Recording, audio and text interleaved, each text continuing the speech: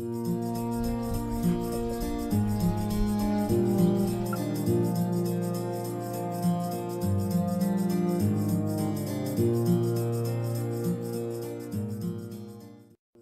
araw po sa inyong lahat. Naandito po tayo sa San Isidro, Ibaba, Lemery kay Mrs. Julie Perez para ipakita po sa atin yung kanyang alagang 45 days of broiler na ginawan po natin ng formulation gamit po yung ating technology.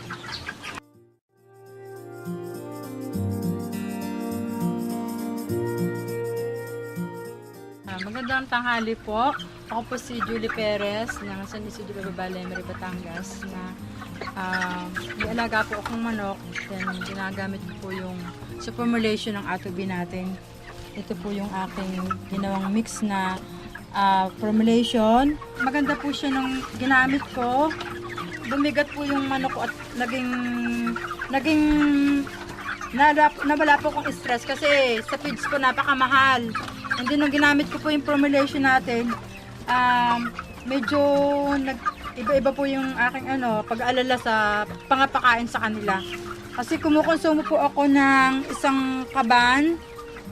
Siguro po mga mahigit mga kulang ko ng 2 araw lang siguro.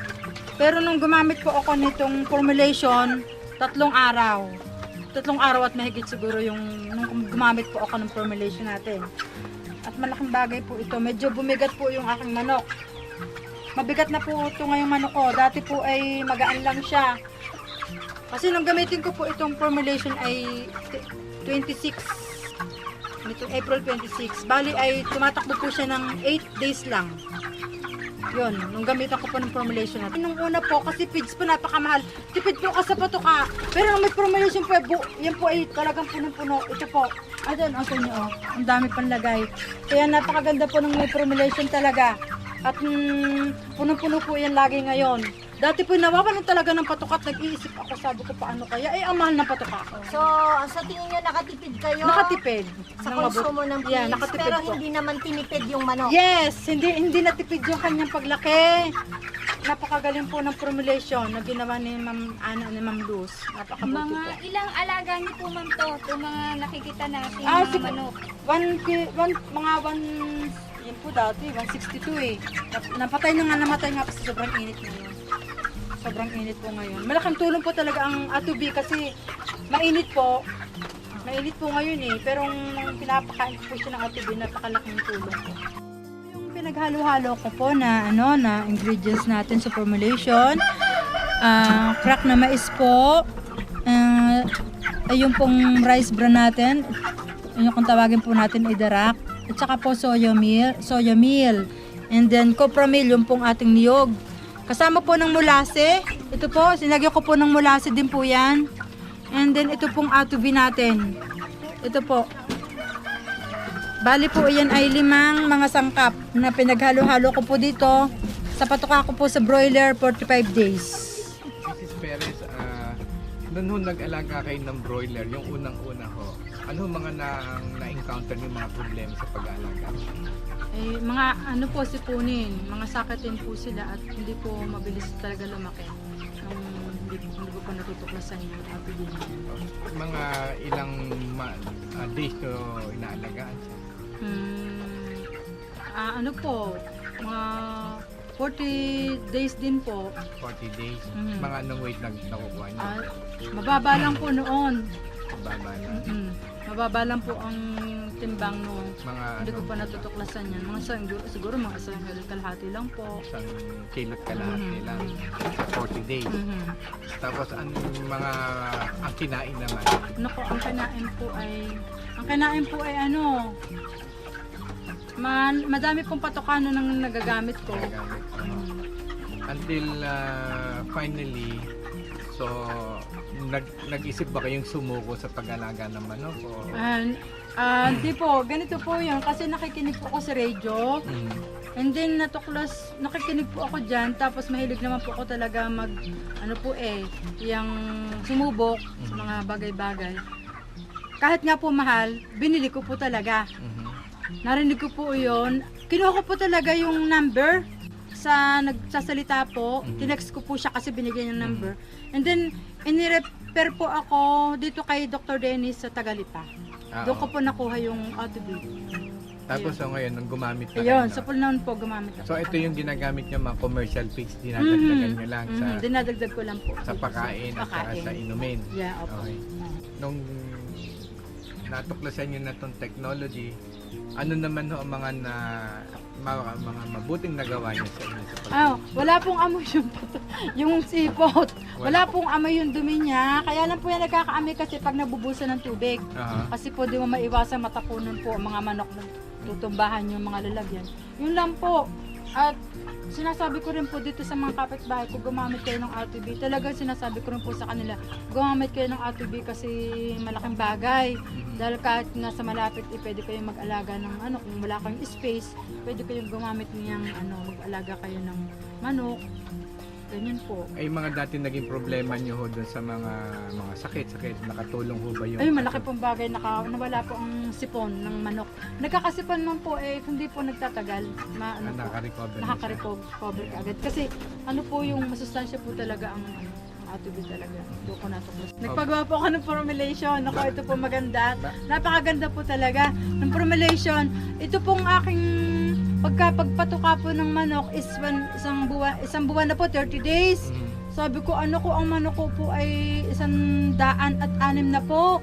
Ay sabi ko, ay isang kaban, ay isang araw lamang, ay 1,450 ang isang kaban. Di nag-iisip ko, paano kaya to? Kasi ito po paalaga lang talaga natural sa akin.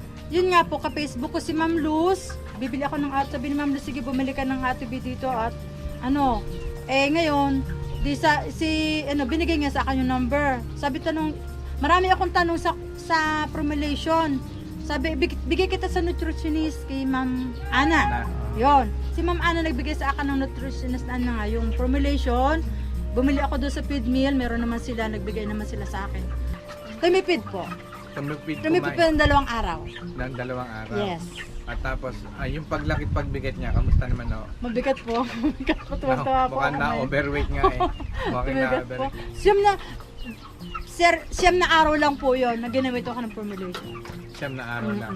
Nung bago nung 9 na, nakunan nyo ba ng timbang yan? Ay naku po, wala po. 1 kilong mahigit po 1 kilot mahigit? Yung po pinakamalaki, yung po namang iba kakalahating kilo. Sa 9 na araw, naging ilan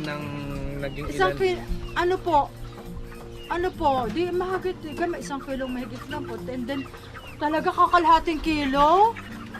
Bumigat to siya ng mga ilang... Abay, mahigit 1 kilo. Sa 9 na araw? Oo. Abay, kumbaga panalong-panalo kayo niya. Hindi ko na itatanong kung kikita kayo dyan sa harvest niya, pero ano ba? Humabol po ako. Kasi ang dapat po talaga ang makain niyan ay, dahil mahigit po naman 100 yan. 105 po mahigit eh. Dapat po yun, malaki po dapat ipapatok ako dyan. Kasi tumipid po talaga ng 2 araw. Ngayon ba, panasabi natin talagang babawi kayo?